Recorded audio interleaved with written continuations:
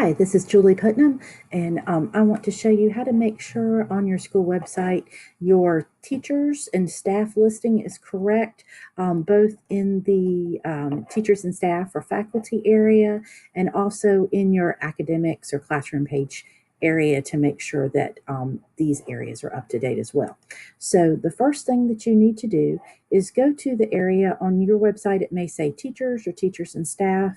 On my example here for Lugoff Elgin High School, it's this faculty area. And so the first thing you want to do is just make sure that all your teachers are correct. If there are teachers that need to be removed, just make a quick note of that so we can remove them when we log in. And if you notice any teachers are missing, that's when we need to be aware of that as well.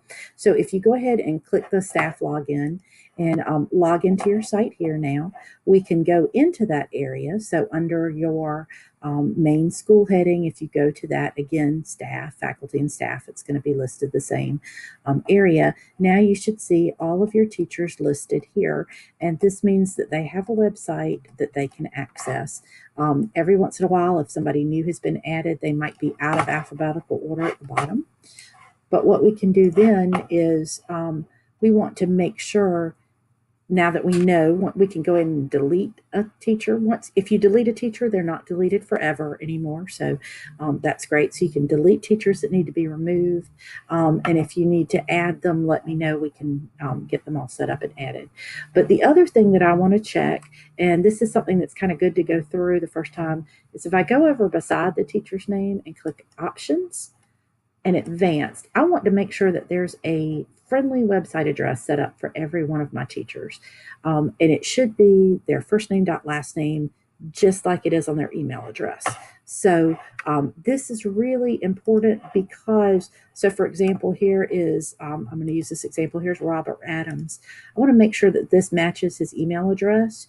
So if he goes by Bob, there may be another Bob Adams by email. So we want to make sure this is up to date. So it just takes a second if you click on options to go through each one, click advanced. Once you've done it, once you know that it's up to date, and we'll be able to use this, but these are the links that we'll be using on the classroom pages to make sure that everybody's up to date. So once you kind of go through this, again, this is a one-time little trick to go through here and make sure that everybody's got their name there. That was a new teacher. We went to check him. Now I know that that area is up to date.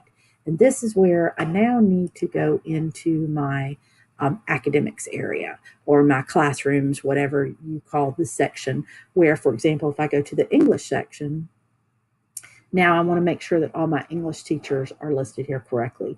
So for example, in this, I know that I've got a couple teachers, as Kimberly Scholler is not here this year, and I have a new teacher that I need to add there, Heather Bartlett. So this is where I'm going to go in and update this information. So if I go to edit this page, now I should see that I have, let me close that right here. Now I should see that I have my links for all my teachers here. There are two ways I could do this. I could go right over here under actions and just delete her. I could go ahead and delete Kimberly Scholler, have her done, and reset up somebody else.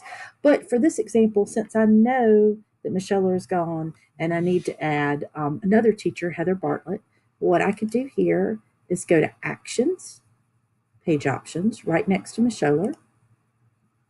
And all right, so there's her name, Kimberly Scholler. I want to change this. I want to show you. So I've got the name and then the friendly website link, what we just made sure everybody had. So I'm going to change Ms. Scholler to Heather Bartlett. And then here, where this friendly website address is, I'm going to put Heather. And I want to open a new window, and I'm going to click Save. And now Heather Bartlett is here. So I would go through and update all the rest of my teachers. Now, the other little trick is I need to organize these. Now, right now, that's alphabetical, so that's fine. But for example, Sharon Albert should probably come beforehand. So I'm just going to click on organizing and alphabetize, and I'm not going to go through all these right now, but I would go through and alphabetize, make sure everybody is where they need to go, and save it. So now, but I always need, this is very important, whatever that English department page is, I always need that at the top.